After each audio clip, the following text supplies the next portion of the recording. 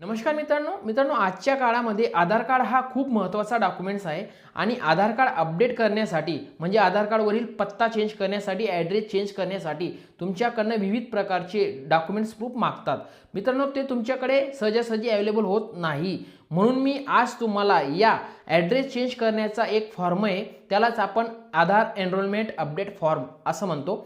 तर हा फॉर्म कसा फिल करायचा आणि यावर कोणती प्रोसेस करायची, तुम्हाला हा फॉर्म कुठे मिळेल याची A to Z माहिती आपण आजच्या व्हिडिओमध्ये पाहणार आहोत। मित्रांनो हा फॉर्म तुम्हाला आपल्या या व्हिडिओच्या शेवट मी तुम्हाला सांगणार की हा फॉर्म तुम्हाला कुठे मिळणार आहे, तर तुम्ही हा व्हिडिओ पूर्ण पहा, स्किप करू नका, महत्त्वपूर्ण अपडेट आहे। आणि जर हा व्हिडिओ तुम्हाला आवडला तर जास्तीत जास्त शेअर करा, कारण ज्याला या व्हिडिओची गरज आहे त्याच्यापर्यंत हा व्हिडिओ पोहोचणं खूप गरजेचं आहे। तर चला मित्रांनो आपण वेळ वाया न घालता आपण व्हिडिओ सुरू करूयात।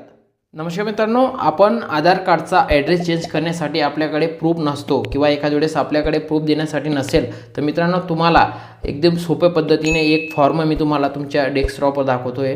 तर हा फॉर्म तुम्ही फिल करा। हा फॉर्म फिल केल्यानंतर तुम्ही याच्यावर तुमच्या ग्रामपंचायत मुखिया जो असेल उदाहरणार्थ सरपंच याच्या सही शिक्का घ्या आणि तुम्ही तो फॉर्म आधार ॲड्रेस करायला लीगली प्रूफ म्हणून देऊ शकता। तर तो फॉर्म कसा भरायचा A to Z माहिती आपण पाहणार आहोत। तत्पूर्वी आपल्या चॅनलवर कोणी नवीन आले असतात तर आपल्या चॅनलला सबस्क्राईब करा आणि जास्तीत जास्त शेअर करा। तर चला मित्रांनो आपण वेळ वाया न घालता आपण फॉर्म कसा फिल करायचा ते पाहूया।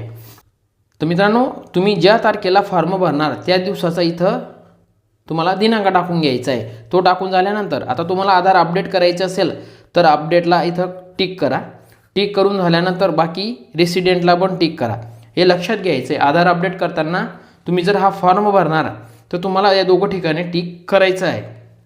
ते करून झाल्यानंतर आता इथं तुम्हाला तुमचा आधार क्रमांक टाकायचा आहे। हे बघा इथं सांगितलं यांनी आधार क्रमांक, मी तो टाकून घेतो।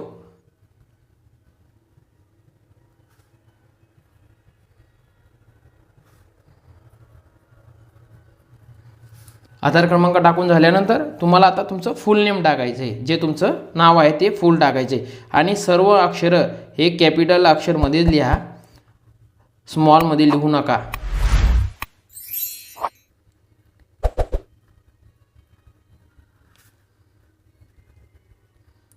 खाडाखोड करू नका, हा फॉर्म चालत नाही। हे टाकून झाल्यानंतर इथं खाली डॅश द्या। डॅश दिल्यानंतर आता इथं CO आहे, CO म्हणून इथं तुम्हाला तुमच्या वडिलांचं नाव टाकायचं आहे, म्हणजे केअर ऑफ, तुमच्या केअर ऑफचं नाव टाकायचं आहे, म्हणजे वडिलांचं नाव टाकायचं आहे। तिथं वडिलांचं नाव शॉर्टकट टाका किंवा तुम्ही मोठंही टाकलं तरी काही अडचण नाही, बट खाडाखोड करू नका फॉर्म भरताना। टाकून झालं आहे, हे टाकून झाल्यानंतर आता तुम्हाला तुमचे हाऊस क्रमांक टाकायचा आहे। हाऊस नंबर काय तुमचा जो असेल तुमचा तो हाऊस नंबर इथं फिल करायचा आहे। तो टाकून झाला टिक करा। तुमच्या घराजवळ काही लँडमार्क आहे का, मराठी शाळा आहे का, कोणत्या देवाचं मंदिर आहे का, जे लँडमार्क असेल ते टाका। आता इथं माझ्या इथं मराठी शाळा आहे, मी मराठी शाळा टाकून घेतो।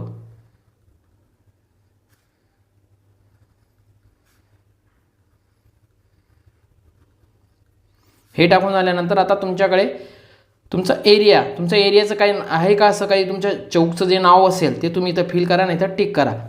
आता तुमचं गावाचं नाव टाकायचं आहे, इथं तुमच्या गावाचं नाव फिल करून घ्या।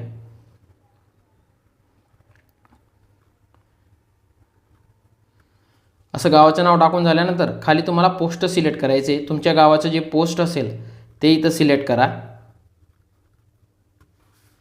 आणि खाली तुम्हाला तुमचा जिल्हा टाकायचा आहे, जो तुमचा जिल्हा असेल तो तुम्ही इथं फिल करा। आता मेन मुद्दा आहे मित्र, इथं तुम्हाला इथं तालुकाचा कॉलम नाही आहे, नीट बघा, तालुकाचा कॉलम इथं दिलेला नाही, तर तो इथं तुम्हाला तुमचं जे तुम्ही पोस्ट ऑफिस टाकणार त्याच्यासमोर तुम्हाला इथं तो कॉलम तयार करून घ्यायचा आहे। कॉलम तयार झाल्यानंतर आता खाली तुम्हाला तुमचं स्टेट टाकायचं आहे। फक्त एक लक्षात घ्या की तुमच्याकडनं कुठल्याही प्रकारची चूक होता कामा नये।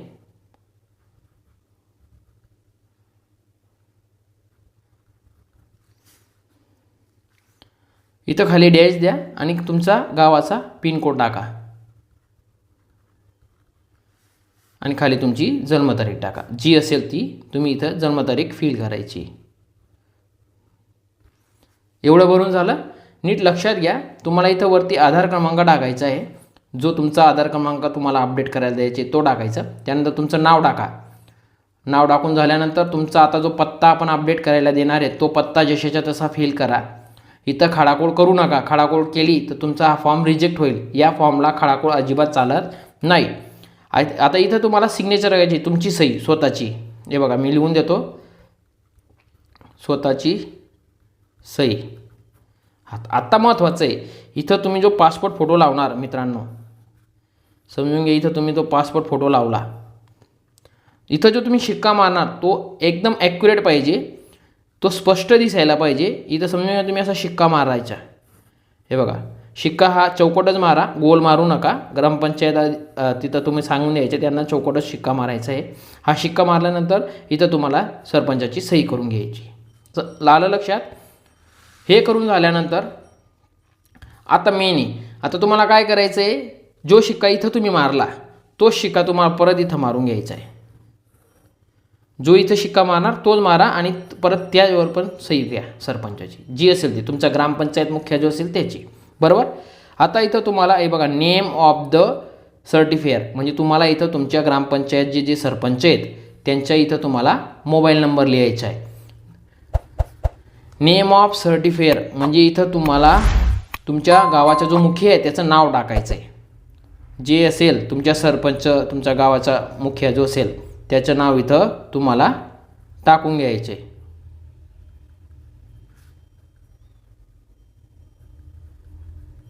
खडाखोड करू नका फॉर्म भरताना. मी परत बोलतोय, त्यांचं जे पद आहे ते पद काय आहे, मुखिया. मग कसं टाकणार तुम्ही, ग्रामपंचायत मुखिया.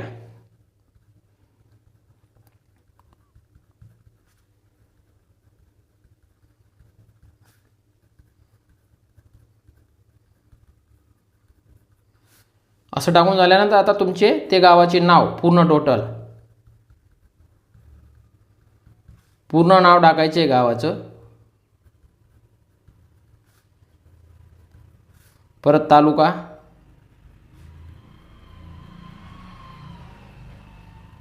परत जिल्हा. फॉर्म खडाखोड करू नका एवढी विनंती आहे मला. आणि इथं त्यांचा मोबाईल नंबर टाकायचा आहे तुम्हाला.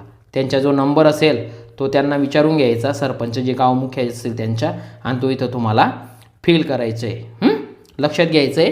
हे फिल करून झाल्यानंतर आता तुम्हाला नीट बारीक येते लक्षात घ्या. इथं चेकलिस्ट फॉर सर्टिफायर असं दिलेलं आहे. इथं सर्वांना तुम्हाला टिक करायचे.